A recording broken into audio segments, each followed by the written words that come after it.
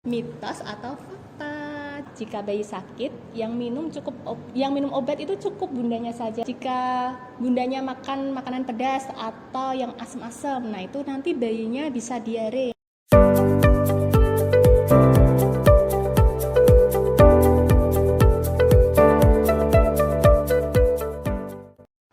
Assalamualaikum warahmatullahi wabarakatuh. Hai sahabat Medika dimanapun Anda berada, selamat datang di channel Medika Studio Podcast, bincang hangat seputar kesehatan bersama dokter Rumah Sakit Permata Medika. Bersama saya Bidan Novita yang akan memadu acara Medika Studio Podcast kali ini. Sebelumnya saya ingin mengingatkan untuk sahabat Medika, jangan lupa subscribe, like, komen dan share, dan jangan lupa juga nyalakan lonceng notifikasinya supaya sahabat Medika selalu mendapatkan update informasi dari kami. Seperti biasa, kita akan berbincang-bincang tentang kesehatan, dan kali ini topik kita adalah kapan bunda perlu ke klinik laktasi. Nah, untuk bunda-bunda, terutama untuk busui atau calon busui, wajib menyimak ya. Nah, di samping saya sudah hadir dokter cantik, imut, pakarnya perasian. Beliau adalah Dr. Safira Ayu Swantari, spesialis anak. Halo dokter. Halo juga. Ya, bagaimana nih dok kabarnya dok? Baik, alhamdulillah. Ya dok, sebelumnya saya ingin mengucapkan terima kasih karena dokter sudah meluangkan waktunya untuk bisa hadir di Medika Studio Podcast untuk menjadi narasumber kami. Nah dok, untuk selanjutnya kita perkenalan dulu nih dok, silahkan dokter. Oke, perkenalkan, nama saya Dr. Safira. Saat ini saya bekerja sebagai dokter spesialis anak dan konselor laktasi di Rumah Sakit Permata Medika Semarang. Oke. Ya dokter Safira itu kan dokter spesialis anak dan juga sebagai konselor ASI ya dokter. Konselor ASI atau konselor laktasi dokter? Konselor laktasi. Nah dok, bisa dijelaskan sedikit atau diceritakan sedikit dokter, kenapa waktu itu dokter berminat atau tertarik untuk menjadi konselor laktasi? Kenapa nggak konselor MPASI mungkin dok? Oke, Ya bisa dijawab. Kalau konselor ASI sendiri, kenapa sih berminat? Karena satu, angka kelahiran di Indonesia tuh cukup tinggi. Kemudian, tapi angka ASI eksklusif tuh rendah, sekitar 60%. Jadi kan cukup miris ya. Iya. Gitu. Padahal ASI sendiri adalah prosesnya alami, fisiologis. Nah, pasti semua ibu yang ngelahirin bisa ngeluarin ASI. Jadi saya tertarik untuk mengembangkan sama belajar lebih lanjut supaya bisa membantu ibu-ibu di luar sana. Oke, berarti semua ibu itu pasti bisa menyusui ya dok ya? Iya. Ya. Dokter, sebelum kita lebih jauh lagi nih, tentang ASI eksklusif ya dok. Nah, ASI eksklusif itu apa sih dok? Bisa dijelaskan dok? ASI eksklusif adalah ketika bayi hanya diberikan cairan hanya ASI saja saat 6 bulan pertama tanpa diberikan cairan lain, termasuk air putih ataupun vitamin ataupun obat-obatan, kecuali tanpa adanya indikasi medis. Jadi hanya ASI saja. Berarti namanya juga ASI eksklusif ya dok. Jadi harus ASI saja, tidak ada yang lain ya. Betul. Nah, pemberiannya sendiri juga dari usia berapa dok tadi? Dari segera setelah lahir.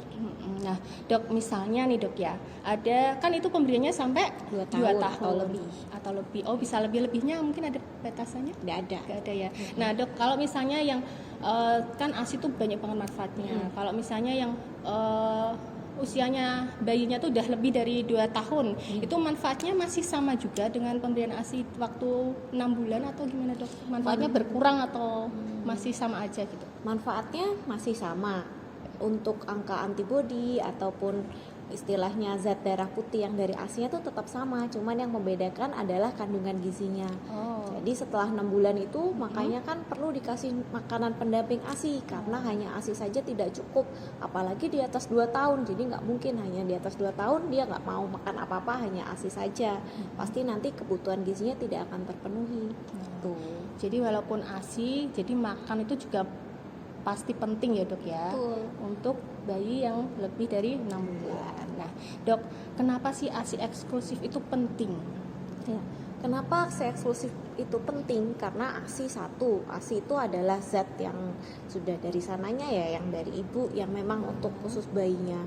Beberapa keuntungan ASI itu banyak banget untuk bayi maupun buat ibu. Salah satunya misalkan di bayi itu karena ASI itu sudah lengkap, kayak semuanya udah ada, nggak perlu ditambahin yang lain. Kemudian di ASI pun juga ada zat-zat antibodi atau zat pertahanan tubuh yang penting untuk bayi supaya tidak infeksi. Kemudian bayinya lebih kuat, seperti itu. Untuk ibu sendiri banyak sekali manfaatnya. Satu, pasti meningkatkan kedekatan dengan si bayi. Kemudian yang kedua, setelah melahirkan akan meningkatkan resiko untuk kembalinya uterus atau kandungan ke volume normal itu lebih cepat, mengurangi resiko perdarahan, kemudian mengurangi kejadian misalkan kanker dari payudara di kemudian hari, diabetes mellitus pun resikonya akan berkurang gitu. Oh, berarti sepenting itu ya ASI, nggak cuma untuk bayinya tapi juga untuk ibunya, untuk bundanya. Nah dok, dari sekian banyak manfaat ASI ya doknya, ada nggak kekurangan dari ASI tersebut dokter? Nggak ada ya, saking pentingnya tuh nggak ada kekurangannya sama sekali. Nah dokter, di saat ini itu kan banyak bunda-bunda yang juga sebagai wanita karir ya. Nah ada tips khusus nggak dok untuk bunda-bunda yang bekerja tapi juga mengasihi, jadi biar sukses nih dalam memberikan ASI eksklusif? Oke, untuk ibu-ibu yang bekerja, karena mayoritas sekarang perempuan bekerja ya, jadi kan istilahnya ingin menyusui itu juga hak bagi anak dan bagi ibu untuk menyusui bayinya secara eksklusif. Beberapa tips yang bisa diberikan adalah satu, rajin memompa ASI baik di lingkungan kerja maupun nanti saat pulang, misalkan tidak bertemu bayinya langsung di perjalanan tuh boleh banget buat mompa ASI minimal 2 jam sekali atau lebih sering ketika ibunya sudah merasa kok udah penuh ya gitu. Terus yang kedua adalah pemberian makan yang cukup dan gizi seimbang dan cairan juga perlu. Jadi di kantor tuh tetap harus makan sama minum yang cukup. Yang ketiga, ibunya juga nggak boleh stres tuh supaya keluaran ASInya tuh akan lebih banyak dibandingkan ibu-ibu yang stres atau banyak tekanan. Dan yang terakhir, kalau ibunya sudah di rumah dan ketemu sama bayinya, tetap harus disusui langsung, jadi tidak usah diberikan ASI pampingan gitu.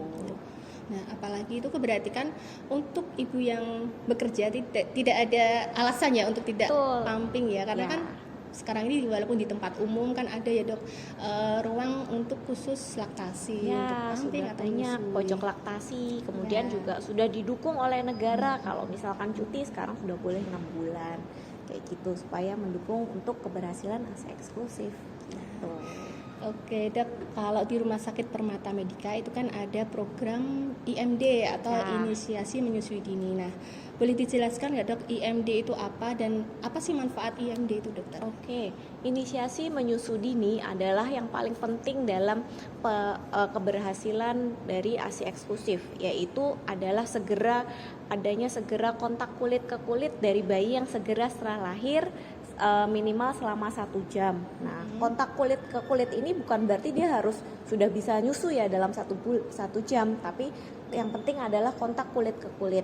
Nah, kenapa penting? Satu, memiliki manfaat bukan hanya buat bayi tapi juga buat ibu tuh. Kalau misalkan buat bayi, satu, bayinya akan cenderung lebih hangat karena dia akan didekap oleh ibu.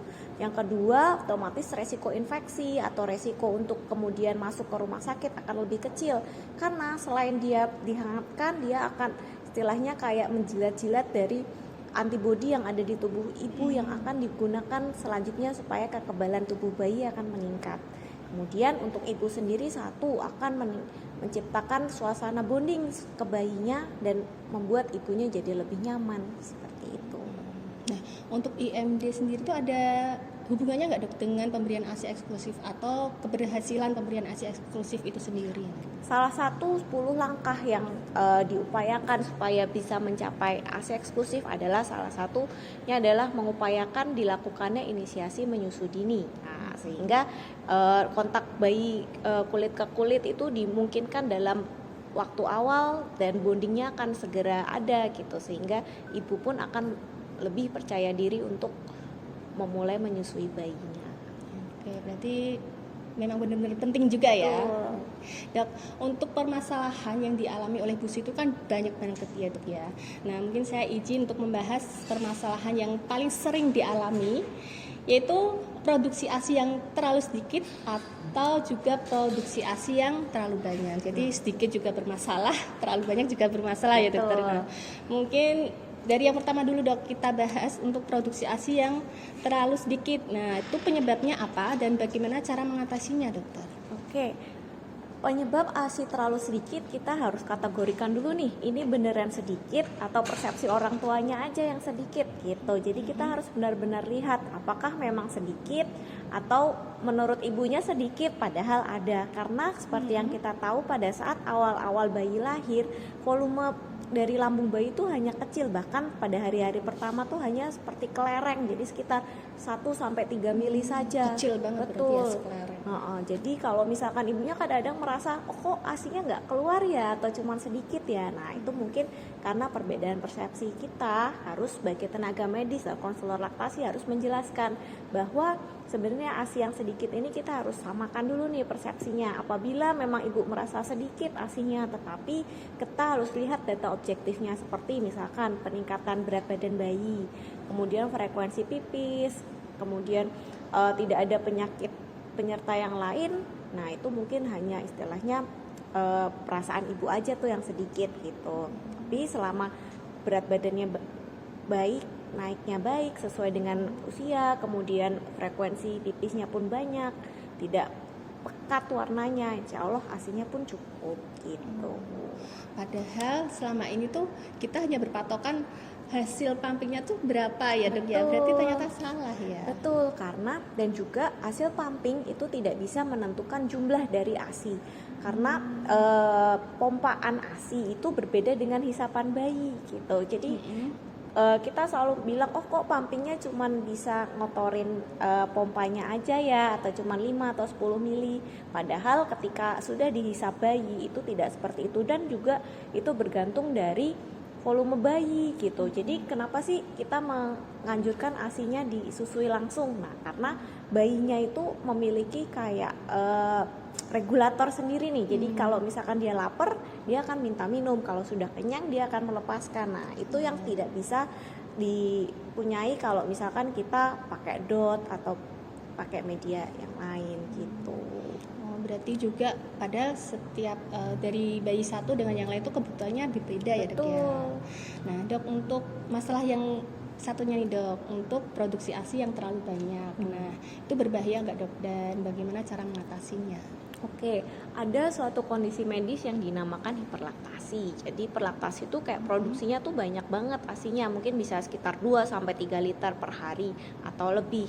Nah caranya gimana? Kadang-kadang memang bayi itu akan seperti kayak kebanyakan minumnya gitu, makanya kadang-kadang dia nggak mau minum langsung dari payudara. Nah salah satu yang bisa dilakukan kalau misalkan ibu dengan hiperlaktasi adalah satu, dipompa dulu nih 10-15 menit sebelum menyusui. Nah, hal ini dianjurkan supaya aliran ASINya nggak terlalu deras, jadi ketika disusuin sama bayinya nggak kayak gelagapan gitu. Terus yang kedua, posisi menyusui juga. Kalau misalkan ibu-ibu dengan ASI yang banyak atau yang deras, diposisikan adalah ibunya telentang tiduran di bawah sedangkan bayinya di atasnya. Nah itu dengan gaya gravitasi diharapkan ASI yang keluar ke bayinya itu tidak terlalu banyak, jadi dan bayinya bisa ngontrol gitu. Jadi memang diharapkan yang masuk ke bayinya nggak kayak gelagapan gitu, Banyak terlalu gitu ya. banyak, betul. Berarti kalau menyusui itu tidak melulu harus dengan posisi seperti Betul, ini ya. macam-macam Ternyata tidur itu caranya. juga salah satu saran untuk mengurangi bayi gelagapan. Gelagapan itu bahasa Indonesianya apa ya? Ya terlalu banyak. Terlalu memang banyak ya. yang diminum. Ya. Dok, untuk ASI booster nih dok, ASI booster tuh penting nggak dok untuk ibu busui itu? Oke. Kalau sampai dengan saat ini berdasarkan penelitian tuh tidak ada komponen dari ASI booster yang benar-benar 100% akan meningkatkan jumlah ASI. Beberapa tips yang bisa saya sarankan sebagai ASI booster adalah satu, makan yang dengan gizi yang cukup dan seimbang. Kemudian yang kedua adalah relax, tidak usah stres, nggak usah cemas, tidak usah membandingkan dengan bayi yang lain. Karena istilahnya bayi satu dengan bayi yang lain itu akan berbeda gitu, dengan perasaan yang nyaman, yang aman, dan ibu menyusuinya juga relax, otomatis ASI yang dihasilkan akan banyak gitu. Wah seru sekali ya dok pembahasan kita. Mungkin boleh diminum dulu dok. Oh iya. Biar kita semakin santai hangat ya. Oke. Oke, untuk Bunda masih stay tune ya. Nah, kita balik lagi nih dok. Untuk permasalahan yang dialami ibu itu kan banyak ya dok. Tadi terlalu sedikit ASINY-nya atau terlalu banyak gitu. Nah dok, untuk bunda-bunda yang sering mengalami permasalahan terkait menyusui ini dok, nah itu kan sering mendengar ya, ada yang namanya pijat laktasi. Nah itu bisa dijelaskan dok, pijat laktasi itu apa dan kapan bunda membutuhkan dilakukan pijat laktasi ini. Nah mungkin lebih ke keluhan-keluhan seperti apa yang bunda tuh harusnya wah nggak bisa didiemin nih, harus datang nih ke klinik laktasi, itu seperti apa?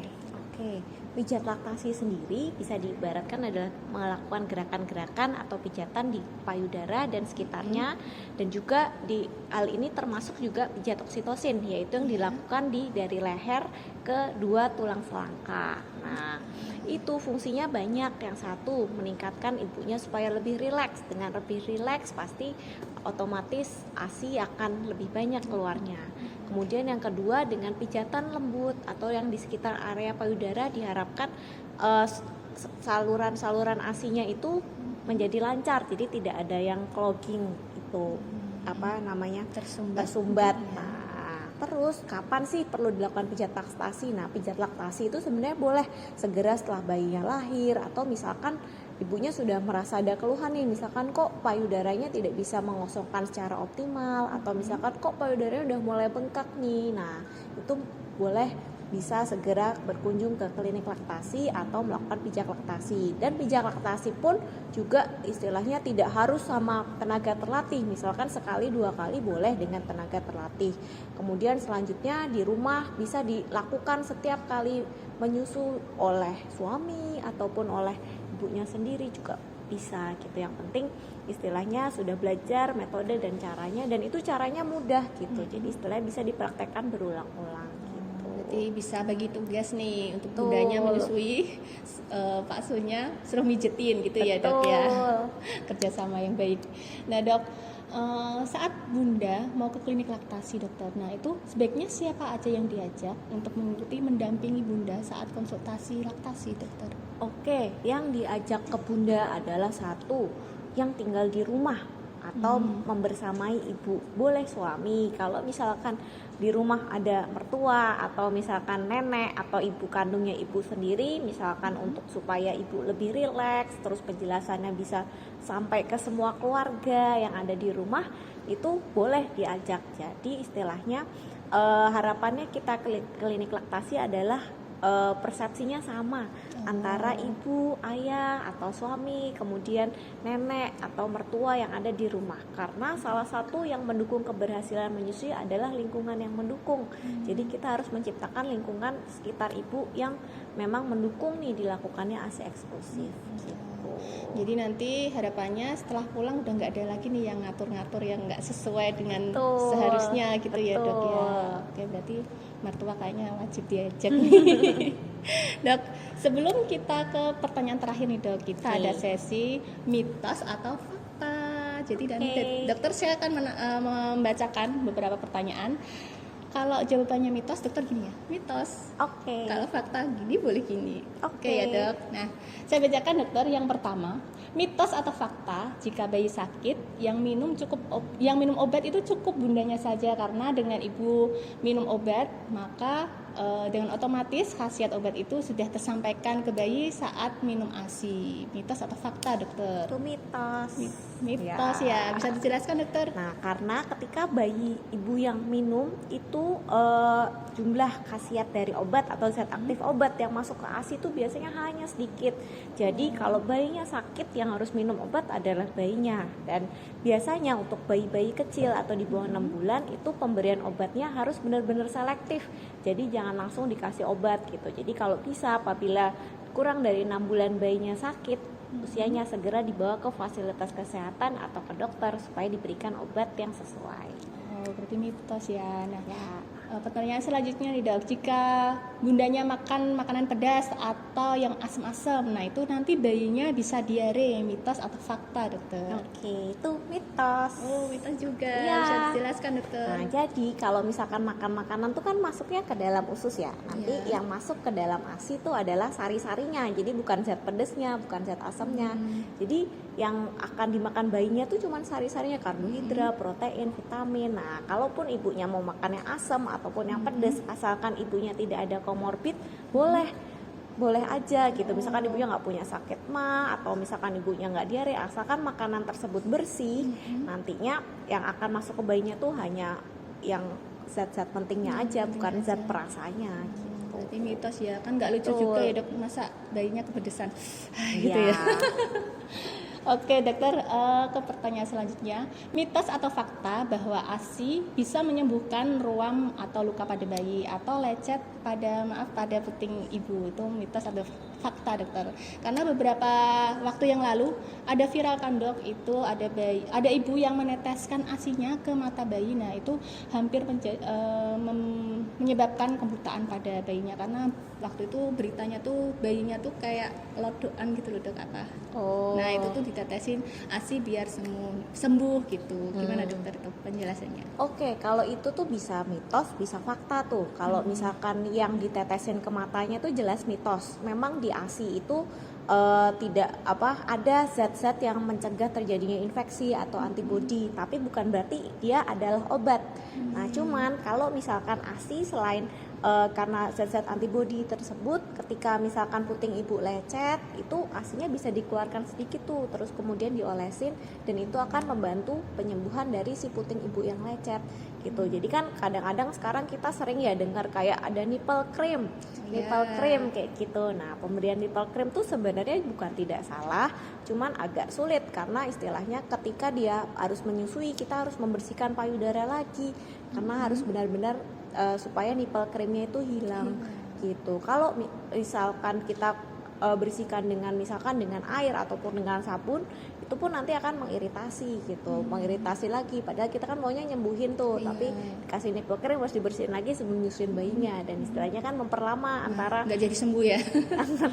Lebih lama lagi betul, memperlama gitu. Jadi kalau misalkan bisa pakai ASI aja. Oke, gitu. jadi bisa mitos, bisa fakta. Betul. Dok, terakhir nih, mitos atau fakta jika bayi tidak mau menyusu itu berarti ASINya rasanya tidak enak. Itu gimana dokter? Itu mitos banget gitu. Jadi bayi tidak mau menyusu itu harus dilihat dulu kondisi bayinya sakit atau bayinya sehat tuh. Kalau misalkan bayinya sakit, ya pasti otomatis nggak mau nyusu, atau kayak misalkan kita sakit pasti nafsu makan akan berkurang, sama kayak bayi pasti istilahnya lebih tidak aktif, apalagi buat menyusu gitu kan pasti berkurang.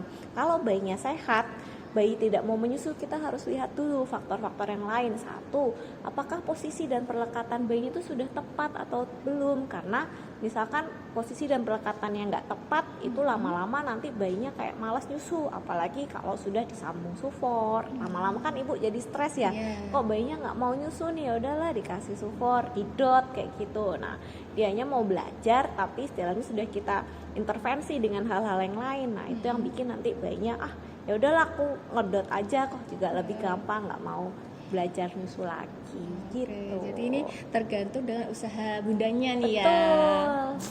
Oke dokter, terima kasih. Ini terakhir nih dok, pesan-pesan untuk para bunda yang sedang berjuang memberi ASI eksklusif di luar sana dok, biar berhasil dalam memberi ASI eksklusif dokter. Oke, beberapa pesan adalah satu, usahakan untuk melakukan inisiasi menyusu dini apabila setelah lahir. Kemudian yang kedua, segera bersama bayi. Jadi kalau bisa 24 jam secara bayi, susui bayi sesering mungkin dan semau bayi. Hindari penggunaan DOT, kemudian ibunya harus makan yang segar, yang gizi seimbang dan optimal.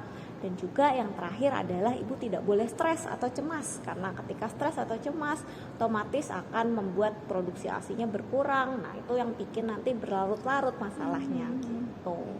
Jadi kuncinya satu, sabar ya dok. Betul, harus banyak sabar. Oke dokter, terima kasih atas sharing ilmunya yang sangat-sangat luar biasa dokter.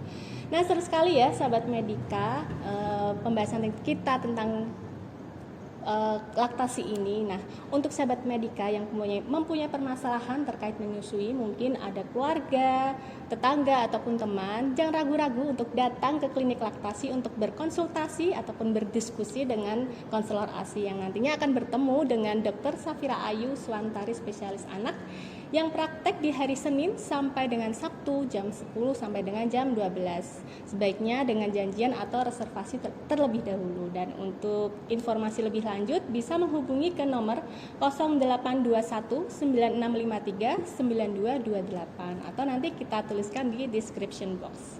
Nah, terima kasih untuk sahabat Medika yang telah menyimak Medika Studio Podcast kali ini. Semoga pembahasan kita kali ini bermanfaat. Jangan lupa subscribe, like, komen, dan share serta nyalakan lonceng notifikasinya. Sampai jumpa di Medika Studio Podcast selanjutnya, tentunya dengan pembahasan yang lebih menarik lagi. Bincang hangat seputar kesehatan bersama Dokter Rumah Sakit Permata Medika. Saya Bidan Novita undur diri. Wassalamualaikum warahmatullahi wabarakatuh. Salam sehat.